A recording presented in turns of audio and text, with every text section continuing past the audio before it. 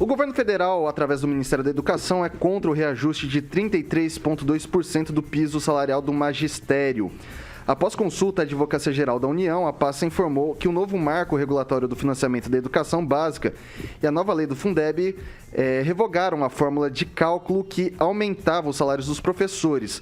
Antes desse posicionamento, o Ministério da Educação usava o crescimento do valor anual mínimo por aluno com base para o reajuste do piso dos professores. Dessa forma, era utilizada a variação observada nos 2 exercícios imediatamente anteriores à data em que a atualização deveria ocorrer. O valor mínimo por aluno é calculado com base nas estimativas anuais das receitas do Fundeb, que é o Fundo Nacional de Desenvolvimento de Educação Básica. A partir desse cálculo, os salários passariam dos atuais R$ 2.886,24 para R$ 3.845,34. Os 2 milhões de docentes da educação básica pública estão ligados a estados e prefeituras, que arcam com a folha de pagamento. O atendimento ao piso tem sido o desafio para os cofres de municípios e estados. A estimativa é de que o reajuste promova um impacto de 30 bilhões apenas nas finanças municipais, segundo a Confederação Nacional dos Municípios, CNM. E aí, professor Akito, é uma questão mais burocrática e pouca prática, visto que a gente não vê esses pisos sendo normalmente respeitados? Até me surpreendeu essa manchete vinculando com o pagamento dos professores municipais, porque, na verdade, a gente acompanha isso, não só em Maringá, em todos os municípios do Brasil. Essa política de remuneração é definida pelo governo municipal, né?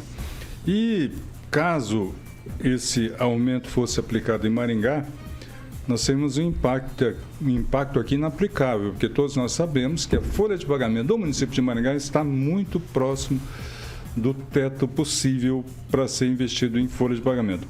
Esse número deve ser usado, né, tecnicamente dentro do orçamento para calcular alguma participação ou relevância da educação dentro dos índices do Ministério da Educação. Ele não é aplicado no Brasil. Vamos lá, professor Itamar. Primeiramente, eu não tive acesso a essa informação do porquê dessa nota aí do governo federal, né? Então, vou falar a partir da manchete que você deu. Então, olha a dificuldade, né? Quando eu tenho acesso ao conteúdo, às 16 em diante, eu fico à disposição do programa para pesquisar, para ver o que de fato aconteceu, né? Mas, como o próprio professor Akito mencionou aí, quem faz o pagamento? Estados e municípios, em especial município e estado, se tratar do ensino fundamental, né? Os municípios e estados, eles têm um percentual mínimo do seu orçamento para investir em educação. Eles não têm um percentual máximo, né? Então, uma decisão de governo em termos de orçamento não tem nenhuma implicância com o pagamento que o município ou o estado vai fazer, né? O estado, por exemplo, a União tem que despender 18% do seu orçamento e os municípios, me parece que é 28% ou 25% do seu orçamento, né? Então, isso, em termos práticos, não afeta em nada, né? Digamos assim, se torna irrelevante, tendo em vista que o pagador não será a União, mas sim o município.